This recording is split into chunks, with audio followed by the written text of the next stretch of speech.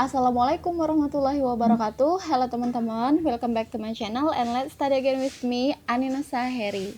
Bismillahirrahmanirrahim. Kita akan belajar lagi untuk persiapan SKB CPNS. Bismillahirrahmanirrahim. Untuk kali ini kita akan kembali lagi membahas tentang Merdeka Belajar Kampus Merdeka, dan ini adalah part 3. Untuk teman-teman yang belum menonton untuk belajar dari part 1 dan part 2, boleh cari di channel ini ya. Oke, kita start dari nomor 1. Langkah terakhir pada proses di atas adalah titik-titik. Jadi ini adalah simulasi proses Merdeka Belajar. Yang pertama di situ kita bisa lihat yaitu mahasiswa mendaftar magang atau memilih mata kuliah pada sistem RKRS yang bisa diambil di luar perguruan tinggi, magang atau luar prodi. Lalu mahasiswa mengikuti seleksi administratif dan akademik sesuai dengan mekanisme perusahaan atau perguruan tinggi lain. And then, mahasiswa lulus seleksi yang dilakukan oleh industri atau perguruan tinggi lain. Kemudian di ujung atas sebelah kanan itu mahasiswa magang atau kuliah di perguruan tinggi lain atau prodi lain. Next, proses penilaian dilakukan oleh dosen pembimbing bersama dengan pembimbing industri atau dosen dari perguruan tinggi penerima atau prodi penerima. Selanjutnya, mahasiswa mendapatkan nilai dari perguruan tinggi atau prodi lain atau industri dan dapat sertifikat magang. Lalu selanjutnya yaitu konversi nilai dan pengakuan SKS. Setelahnya nilai diinput dalam KHS. Nah, langkah yang terakhir apa nih teman-teman? That's the question. Yang A, perguruan tinggi asal melaporkan nilai mahasiswa ke PD Dikti. B, mahasiswa bekerja di tempat magang. C, mitra melaporkan hasil kerja sama dengan prodi. Atau D, database perguruan tinggi dibagikan ke mitra tempat magang mahasiswa. Dan jawabannya adalah A, perguruan tinggi asal melaporkan nilai mahasiswa ke PD Dikti. Haha, lumayan panjang ya teman-teman. Next, number 2. Agar lulusan bisa kompetitif, kurikulum perlu orientasi baru. Sebab adanya era revolusi industri 4.0, tidak hanya cukup literasi lama, yaitu membaca, menulis, dan matematika sebagai modal dasar untuk berkiprah di masyarakat. Perlu adanya kemampuan memahami cara kerja mesin dan aplikasi teknologi seperti coding, artificial intelligence atau AI, dan engineering principles atau dikenal dengan, kemampuan ini dikenal dengan literasi data, literasi teknologi, literasi manusia atau literasi teknik. Jawabannya adalah literasi teknologi.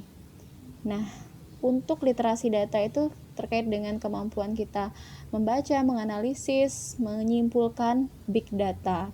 Kalau literasi manusia itu terkait dengan desain, humanisme. Dan kita ke soal selanjutnya. Revolusi pendidikan di era 4.0 salah satunya digambarkan dengan adanya ubiquitous learning, yaitu titik-titik. A. Pembelajaran bisa dilakukan di mana-mana dan kapanpun sesuai apa yang ingin dipelajari pembelajar. B. Pengajar bisa lebih leluasa mentransfer apa yang perlu diketahui pembelajar.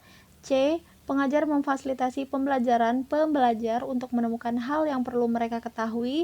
Atau D. Pembelajar aktif dalam pembelajaran sebagai reseptor pengetahuan. Jadi teman-teman, untuk perkembangan industri itu sendiri sebenarnya yang menjadi salah satu latar belakang Merdeka Belajar atau Kampus Merdeka itu penting. Karena pembelajaran harus disesuaikan dengan perkembangan zaman dan kebutuhan zaman itu. Nah, makanya ubiquitous ini menjadi salah satu gambaran di era 4.0 sekarang, yaitu jawabannya yang A. Pembelajaran bisa dilakukan di mana-mana dan kapanpun sesuai apa yang ingin dipelajari pembelajar.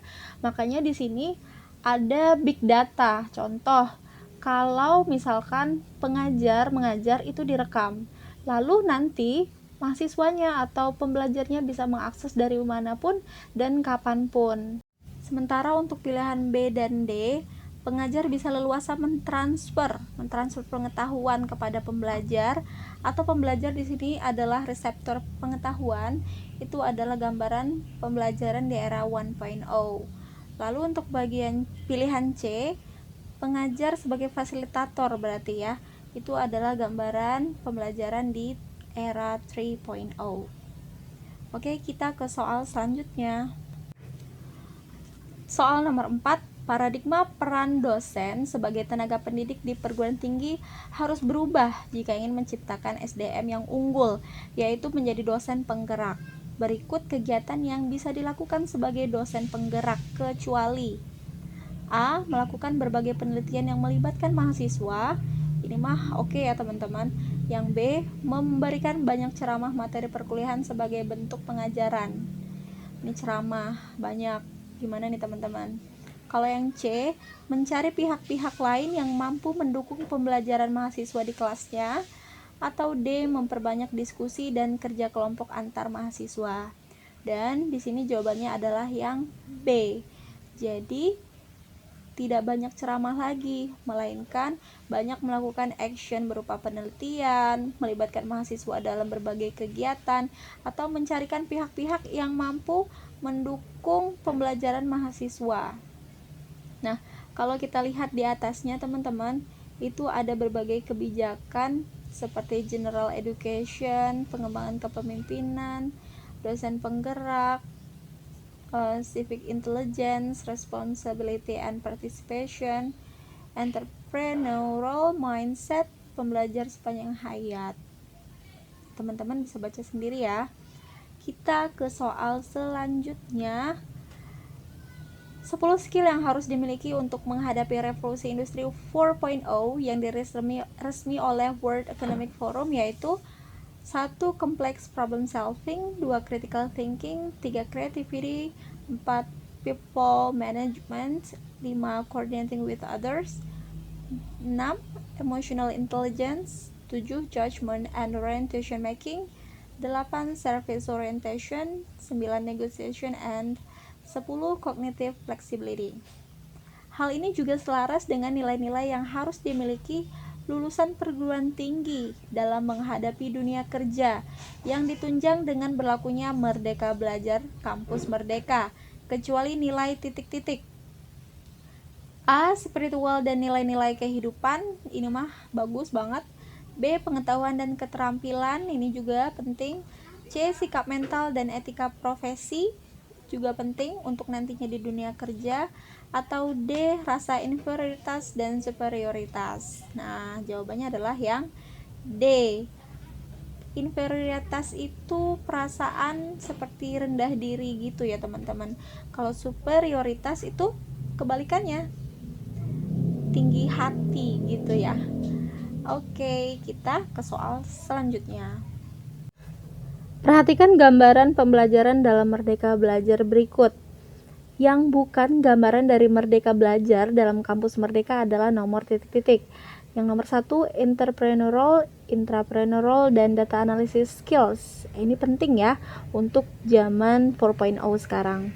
Lalu yang nomor 2, innovative dan creative skills, juga itu gambaran dari Merdeka Belajar. Lifelong learning, self-directed, and adaptive skills, itu juga penting. Yang nomor 4, global knowledge and orientation or open mindset. Ini juga hal yang positif. Jadi jawabannya adalah yang nomor 5, yaitu fixed mindset and problem gambling. Fixed mindset ini susah untuk merubah pendiriannya, jadi kaku gitu, nggak mau terbuka akan hal-hal yang bersifat pembaruan. Sementara problem gambling itu bisa dikatakan gila judi gitu teman-teman. Jadi perkembangan dari teknologi yang ada sekarang, memang kita banyak mendengar orang-orang yang suka dalam tanda kutip judi gitu ya. Jadi misal gini, dia kalah, dia malah akan mencoba lagi. Jadi dia berpikir kalau dia mencoba lagi, dia akan mendapatkan apa yang tadi hilang atas kekalahannya, dan berpikir nanti akan ada keberuntungan yang datang ke dia. Oke, number 7. Perhatikan kegiatan pembelajaran berikut.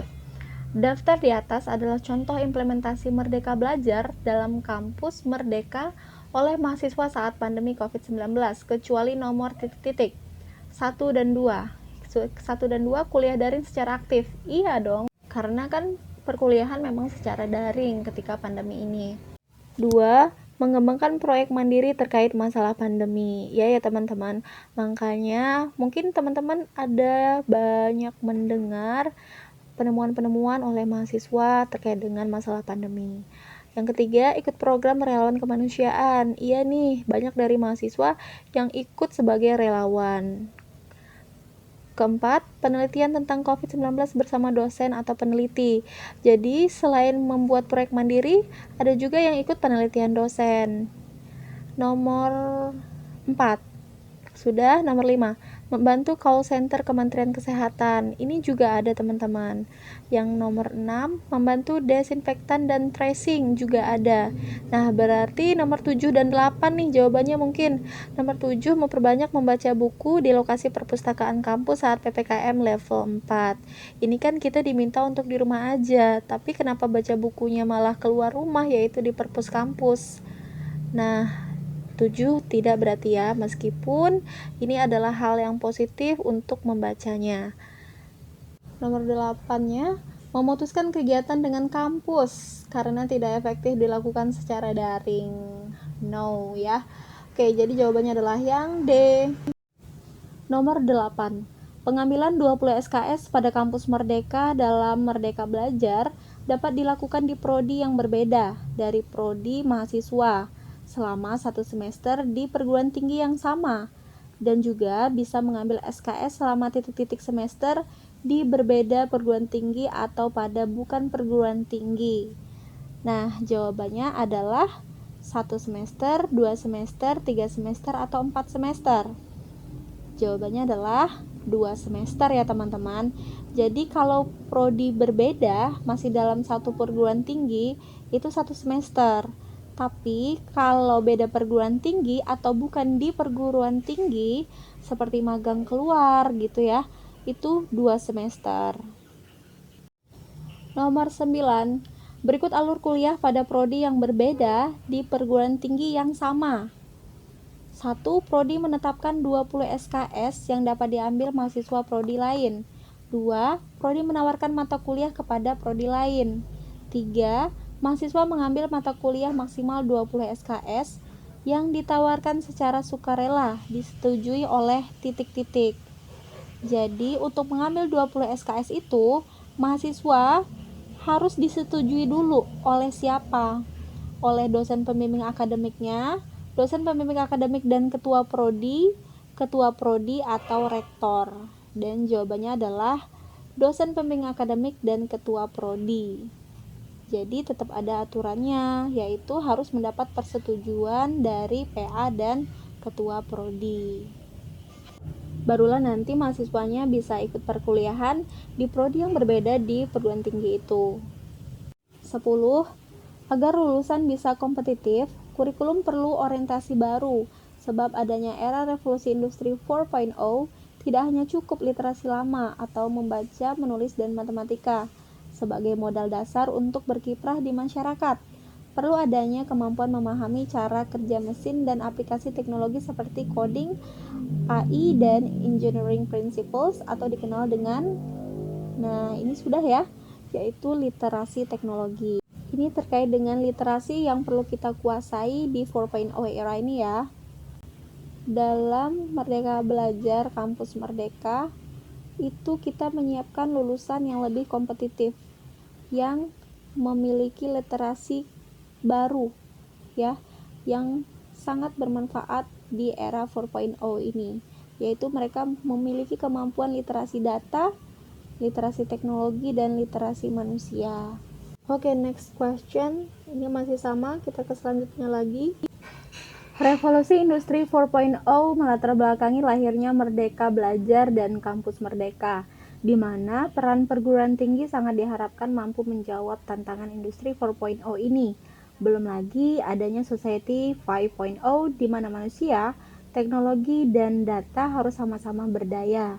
Lantas, transformasi digital menjadi sesuatu yang lumrah saat ini. Manakah yang sangat mungkin muncul di era 4.0 ini sebagai dampak transformasi digital? A. Mass customization bermunculan. B. Lahirnya steam engine. C. Penggunaan disket untuk banyaknya data yang bermunculan. Atau D. conveyor belt system lahir? Nah, untuk jawabannya adalah yang A, yaitu mass customization bermunculan. Jawabannya adalah yang A ya teman-teman, mass customization bermunculan. Kalau yang B, lahirnya steam engine ini revolusi 1.0 ya, mesin uap itu mulai ditemukan.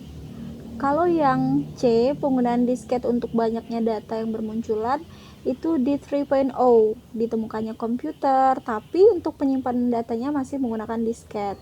Lalu untuk yang D, conveyor belt system lahir, ini di revolusi industri 2.0. Ini mulai ditemukannya listrik dan juga penggunaan conveyor belt itu sendiri. Soal nomor 13. Berikut contoh alur kuliah sebagai implementasi kampus Merdeka. Nah, alur di atas yaitu untuk kuliah pada titik-titik. Nomor 1 itu ada prodi menganalisis mata kuliah di luar program studi di perguruan tinggi yang berbeda, yang relevan dengan profil lulusan. Lalu, prodi membuat rekomendasi mata kuliah yang relevan dengan prodi lulusan dan SKL. Next, prodi kerjasama dengan prodi yang berbeda di perguruan tinggi lain, bisa di dalam atau luar negeri melalui MOU dan MOA. Next, prodi menetapkan mata kuliah relevan yang mendukung profil dan CPL, dan akan mengakui transfer kredit antara kedua prodi yang bersepakat. Nomor 5-nya, sosialisasi oleh prodi dan dosen pembimbing akademik kepada mahasiswa. Lalu, pengiriman mahasiswa sesuai kesepakatan kedua prodi dengan pelaksanaan tatap muka penuh atau blended sesuai MOA. Dan yang ketujuh, kontrak mata kuliah oleh mahasiswa prodi sendiri kepada luar prodi. Nah, ini adalah alur kuliah di prodi yang berbeda ya, di luar prodi. Itu juga ada keterangannya di nomor 1 dan 3. Oke, itu alur jika mengambil perkuliahan di prodi lain di kampus lain. Nomor 14, berikut contoh alur kuliah magang sebagai implementasi kampus Merdeka. Nah, kegiatan di atas termasuk ke dalam kegiatan belajar yang dilakukan di luar perguruan tinggi, yang menjadi salah satu pilihan kegiatan bagi mahasiswa dalam Merdeka Belajar dengan pengambilan 2 semester atau setara dengan titik-titik SKS. Jawabannya adalah 40 SKS. Tambahan informasi untuk kita, alurnya yang pertama prodi rapat dan menyepakati lembaga yang relevan untuk magang dan juga mata kuliah yang relevan. Lalu prodi melakukan kerjasama melalui MOU dan MOA. Yang ketiga, prodi menunjuk pembimbing magang untuk mahasiswa. Keempat, pengiriman mahasiswa sesuai kesepakatan kedua belah pihak antara prodi dan juga lembaga atau mitranya ya. Nomor 5, pelaksanaan program dan monitoring. Lalu yang keenam, integrasi mata kuliah terhadap SIAK. 15. Dari penyampaian Sekretaris Ditjen Dikti-Ristek pada webinar inovasi pembelajaran bersama dunia industri pada 5 Agustus 2021, dari 8 aktivitas kampus Merdeka, yang paling diminati adalah 3 berikut ini kecuali magang, studi transfer ke luar negeri atau pertukaran pelajar, studi atau proyek independen bersertifikat, atau membangun desa atau KKN tematik. Jawabannya adalah yang D ya, yang tidak termasuk 3 besar yang paling diminati. 16. Pencapaian IKU PTN akan menjadi tolak ukur pemberian insentif BOPTN berbasiskan kinerja seperti yang sudah dijelaskan dalam Merdeka Belajar episode ke-6, yaitu terkait transformasi dana pemerintahan untuk pendidikan tinggi, yaitu insentif berdasarkan capaian indikator kinerja utama untuk perguruan tinggi negeri dan dana penyeimbang atau matching fund untuk kerjasama dengan mitra. Ini diperuntukkan untuk PTN dan PTS. Dan yang ketiga, program titik-titik untuk PTN dan PTS. Jadi mereka bisa dapat BOPTN atau bantuan operasional perguruan tinggi negeri kalau yang 1, 2, 3 ini. Yang ketiga ini program apa? Magang, kompetisi kampus Merdeka atau competitive fund, atau program jangka panjang perguruan tinggi atau program riset? Dan jawabannya adalah yang B, kompetisi kampus merdeka, yang bisa didapatkan juga oleh PTN dan PTS. 17. Berikut cara registrasi dan membuat akun di aplikasi Merdeka Belajar Kampus Merdeka. 1. Mahasiswa memastikan data diri sesuai dengan data di PD Dikti. Ini ada alamatnya. Lalu yang kedua, pada halaman utama website Merdeka Belajar Kampus Merdeka, klik tombol login di pojok kanan atas. Ketiga, akan muncul halaman baru dan klik belum punya akun, register, sampai muncul halaman for registrasi. Nomor 4, mahasiswa mengisi data diri. Yang kelima, mahasiswa mencek email yang didaftarkan dan mengaktifasi akun dengan mengklik aktifkan akun, sampai muncul halaman dengan keterangan perhatian, akun Anda sudah aktif. Nah, pertanyaannya, jika data diri mahasiswa tidak ada atau berbeda saat mengecek di PD Dikti, apa yang seharusnya ia lakukan? A. Mendaftarkan atau mengubah data ke PD Dikti dengan menghubungi admin PD Dikti di masing-masing perguruan tinggi. B. Mendaftarkan atau mengubah data ke PD Dikti dengan menghubungi admin PD Dikti pusat. C. Mendaftarkan atau mengubah data ke PD Dikti dengan menghubungi ketua program studi. Atau D. Mendaftarkan atau mengubah data ke PD Dikti dengan menghubungi dosen pembimbing akademik. Jawabannya adalah yang A. Jadi menghubungi admin PD Dikti di masing-masing perguruan tinggi. Oke, kita ke soal selanjutnya. 18. Sebelum kita ke soal ini, untuk teman-teman yang masih mau terus bergabung belajar bersama Aninasa Heri, boleh like, comment, share, and subscribe, dan juga nyalakan lonceng notifikasinya ya. Thank you.